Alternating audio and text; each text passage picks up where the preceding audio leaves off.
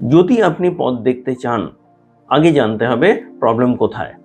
এবং প্রবলেম অটিজমে নয়, প্রবলেম আপনার বাচ্চার ডেভেলপমেন্টে এবং তার আগে নিজের ভাবনার জায়গায়।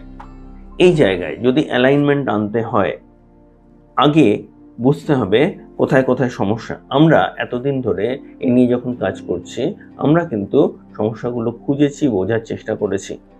আমরা নিজেদের মতোভাবে একদম লজিক্যালি অ্যানালাইজ করেছি কোথায় সমস্যা, এবং সেগুলোকে যখন ম্যাপ করেছি, সেখানে কিন্তু আমরা কতগুলো সিক্রেট আবিষ্কার করেছি, যেগুলো আপনার সাথে কেউ শেয়ার করছে না, কেউ না।